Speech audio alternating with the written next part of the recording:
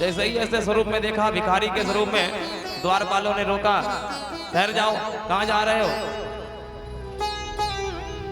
निवेदन किया, भैया जाकर के सूचना दे दो अपने महाराज द्वारिकाधीश को, कह दो आपका मित्र मिलने के लिए आया है। एक द्वारपाल जाकर के भगवान कन्हैया के पास गया और जाकर के द्वारिकाधीश से कहा, महाराज एक दरबार में एक अजीब सा एक भिखारी दिख रहा है और वो कह रहा है कि हमारे परम मित्र हैं भगवान कन्हैया जी। पूछा क्या कैसा वेश है?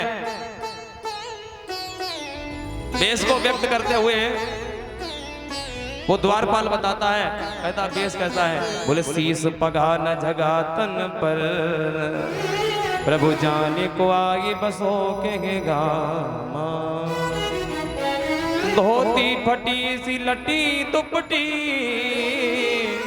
और उपाय न हूं की नहीं सामा, द्वार खड़ो दुज दुर्बल एक, रहो चकिसो वसुदाय विरामा, पूछत दीन दयाल को नाम, बतावत अपनो नाम सुदामा।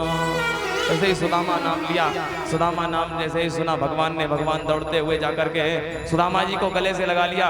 सुदामा जी को गले से लगाया, ला करके सुदामा जी को राज सिंहासन पर बिठाया और राज सिंहासन पर बिठा करके भगवान ने चरण धुलने के लिए रुक्मणी जी से जल मंगाया। और जैसे ही जल मंगाया तो रुक्मणी जी जल लाने में रुक्मणी जी को विलंब हो गया। तो भगवान ने क्या किया? भगवान ने अपने नेत्रों के आंसू से ही, भगवान ने अपने नेत्रों के आंसू से ही सुदामा जी के चरण धुले। भगवान रोते जाते हैं और सुदामा जी से कहा, मित्र अब तक कहाँ रहे? ऐसे बेहाल बिमागिन सो, पग कंटक जाल लगे पुनि जोए, आए महा दुख पायो सखा, तुम आए इते न किते दिन खोए।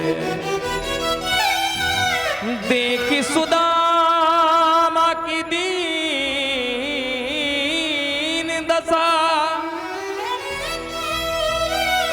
करुणा करके करुणा निधि रोए, पानी परात को हाथ छू नहीं, नन नन के जल सो पग धोए। भगवान कन्हैया कहने लगे, मित्र अब तक तुम कहां रहे? आपकी ये दशा मुझसे देखी नहीं जाती है, क्यों? आपके पैरों में जो कांटे चुभे हुए हैं, इनको दर्द नहीं होता इनसे क्या? देखा भगवान ने सारे कांटों को एक एक करके निकाला और एक कांटा वो बहुत गहरा चुभा हुआ था। तो भगवान ने अपने दांत से उस कांटे को निकाला तो मानो श्री सुखदेव जी महाराज श्री परीक्षित जी को दर्शन कराते हैं। कहा ये कांटा सभी के जीवन में लगा हुआ है, ये सुख दुख का कांटा सभी के जीवन में लगा है।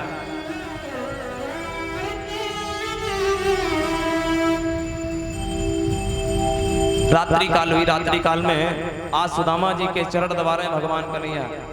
करें दादा तुम्हें मेरी याद नहीं आई? बरसें हो गई, बरसों के बाद में तुम्हें मेरी याद नहीं आई? सुदामा जी कहते हैं, मित्र याद तो बहुत आई लेकिन आने की इच्छा नहीं हुई। मुझे लगता था कि पता नहीं तुम पहचानोगे या नहीं पहचानोगे। कन्हैया ने पूछा, दादा विवाह तो हो ही गया होगा? बोले हाँ विवाह हो गया। कि पत्नी का नाम, भाभी का नाम क्या है? बोले सुशीला। बोले मेरे लिए कुछ भेजा नहीं उन्होंने? सुदामा जी उस पोटली को बगल में दबाए, उन तंदुलों को देना नहीं चाहते। क्यों? भगवान को चावल नहीं चढ़ता, ना अक्षतई पूजतई विष्णु। तो भगवान सुदामा जी अपने हाथ से चावल देना नहीं चाहते हैं, इसलिए भगवान कन्हैया, सुदामा जी विचार कर रहे हैं कि कन्हैया स्वयं ही निकाल ले। और स्वयं ही निकालने के लिए भगवान सुदामा कन्हैया ने कहा, दादा बगल में क्या है? हाथ क्यों नहीं सीधा हो रहा तुम्हारा? और हाथ सीधा क्यों नहीं हो रहा? देखा तो बगल में पोटली है, निकाल ली। और निकाली जैसे ही उसमें से एक मुट्ठी जैसे चबाई। एक मुट्ठी चबाने के बाद में जैसे ही दूसरी बुट्टी जमाना चाहते थे वैसे रुक्मणी जी ने रोक लिया और रुक्मणी जी ने रोका, कहा महाराज ये प्रसाद अकेले अकेले खा लेंगे ब्राह्मण के घर का, हम सभी को भी दीजिए। कन्हैया ने दे दिया, सभी लोग बांट लेना अपने आपस में। प्रातःकाल हुई, प्रातःकाल भगवान